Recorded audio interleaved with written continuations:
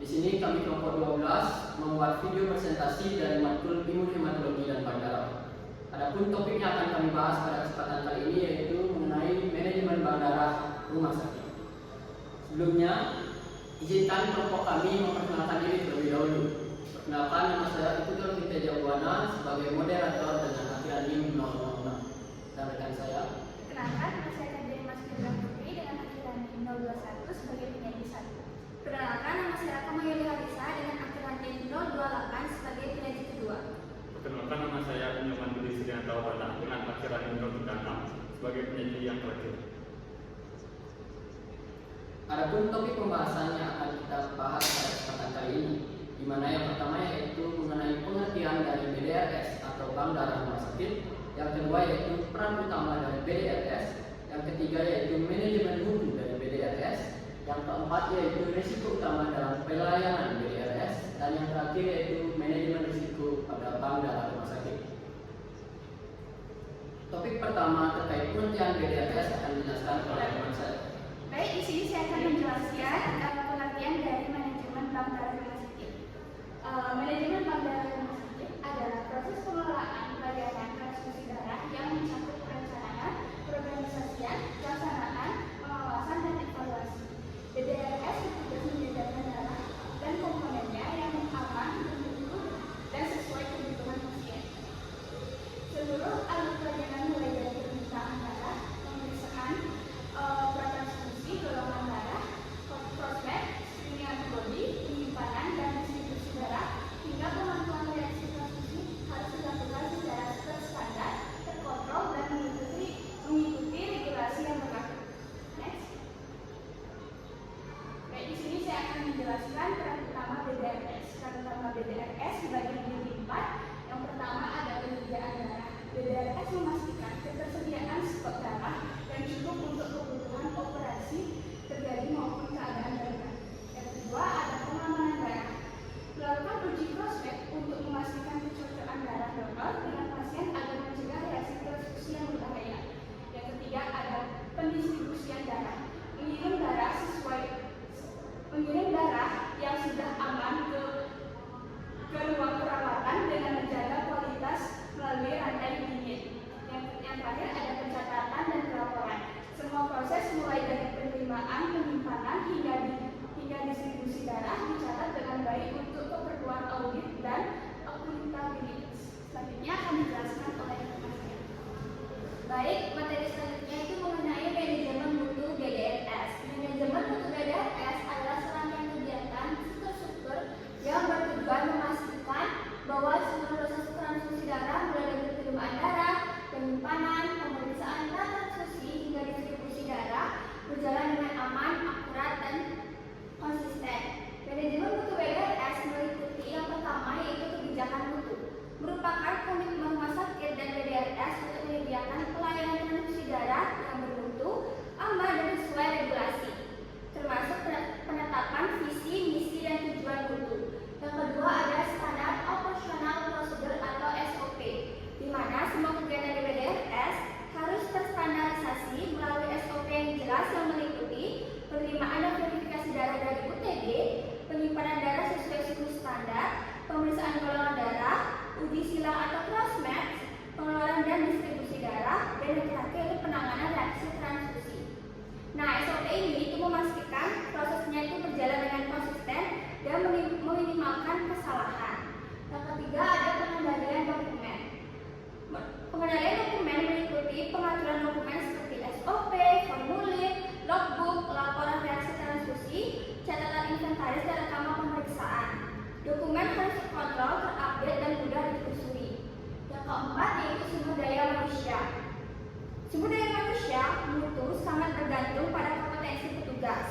Pengelolaan SDM mencakup pelatihan berkelanjutan, sertifikasi kompetensi ATLM, dan evaluasi kompetensi berkala.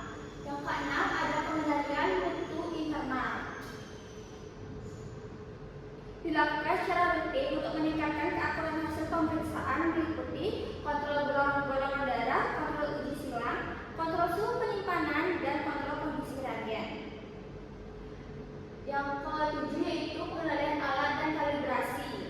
Setiap alat harus dikalibrasi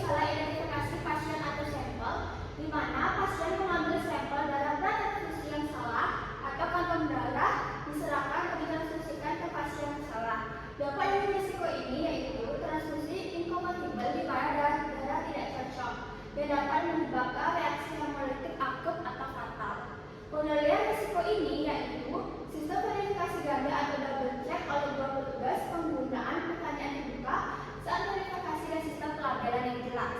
Kemudian ada risiko kesalahan uji cocok serasi atau cross match, di mana kegagalan perkiraan kebutuhan darah yang cukup, misalnya golongan darah yang langka, sehingga tidak tersedia saat pasien membutuhkan.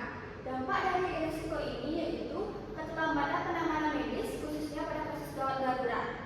Pengendalian dari risiko ini yaitu pengendalian stok first in first out atau FIFO, di mana ada analisis kebutuhan darah secara berkala, yaitu hospital transfusion commit atau HTC. Kemudian risiko yang terakhir yaitu kadaluarsa darah atau waste, di mana darah itu menumpuk dan melewati batas masa simpannya sebelum digunakan. Dampak dari risiko kadaluarsa darah ini yaitu kerugian biaya dan efisiensi. Pengendalian dari risiko ini yaitu implementasi sistem FIFO yang ketat dan koordinasi yang kuat dengan UTD untuk konsultasi stok. Materi selanjutnya akan dijelaskan oleh rekan saya. Baik, di sini saya akan melanjutkan mengenai materi risiko utama dalam pelayanan PDRS. Yang kedua ada risiko operasional dan logistik. Adapun jenis risikonya kegagalan rantai dingin atau cold chain yang berdampak kerusakan pada fluktuasi suhu pada organ refrigerator atau platelet radiator. Nampaknya darah rusak, hemolisis atau pertumbuhan bakteri dan tidak layak pakai.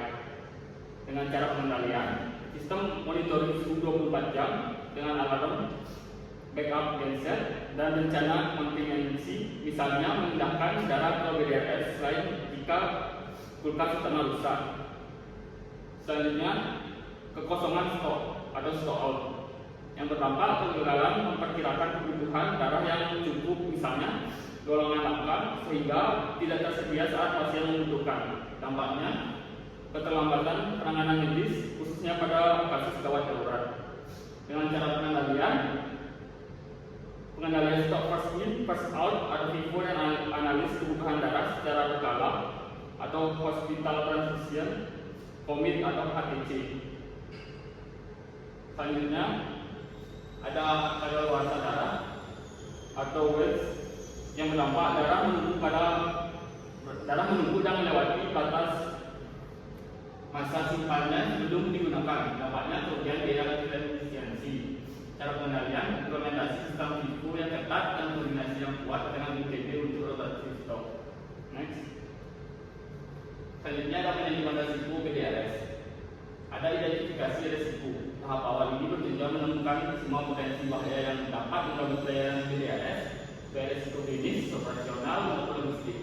Risiko yang diidentifikasi mencakup kejadian nyata maupun kemungkinan kegagalan, seperti kesalahan pengambilan sampel, kerusakan alat penyimpanan, atau kesalahan crossmatch. Hasilnya adalah daftar pemain lengkap ancaman yang dapat membahayakan pasien dan mutu layanan.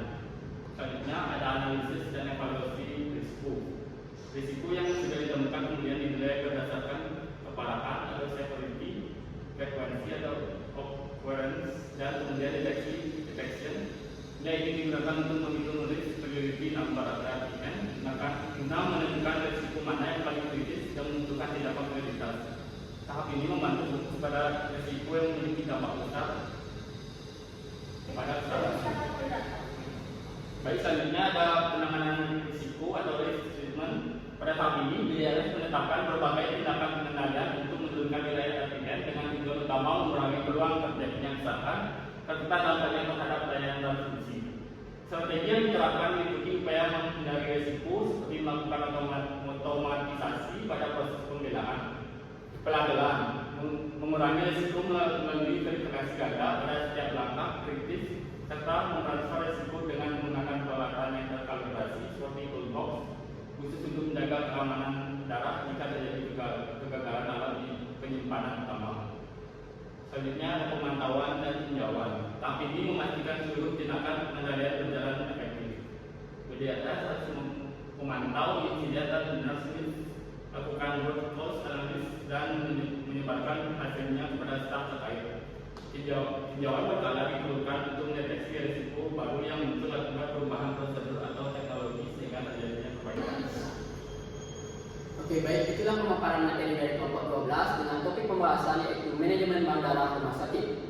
Adapun kesimpulan yang dapat kami simpulkan dari topik-topik yang kita bahas yaitu manajemen bandara rumah sakit atau BDRS merupakan sistem terstruktur yang mengelola seluruh proses pelayanan transfusi darah, mulai dari penerimaan, penyimpanan, pemeriksaan transfusi hingga distribusi darah kepada pasien, untuk memastikan ketersediaan darah yang aman, bermutu, dan tepat waktu darah serta pencatatan yang akurat.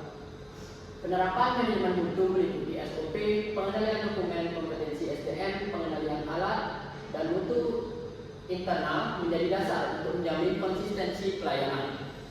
Selain itu, BDRS juga menerapkan manajemen risiko dengan melakukan identifikasi, analisis, pengendalian, dan evaluasi risiko untuk mencegah kesalahan seperti salah identifikasi, kegagalan rantai dingin, atau stok yang tidak sesuai. Secara keseluruhan, keberhasilan BDRS sangat bergantung pada sistem yang terintegrasi, pengawasan berkelanjutan, dan kepatuhan terhadap standar transfusi agar keselamatan pasien dan mutu pelayanan tetap terjaga. Sekianlah presentasi dari kelompok kami terkait manajemen bandara rumah sakit. Kami tutup dengan Karma Santi. Om Santi Santi Santi Om. Assalamualaikum warahmatullahi wabarakatuh. Shalom, nama budaya, salam sejahtera kita semua.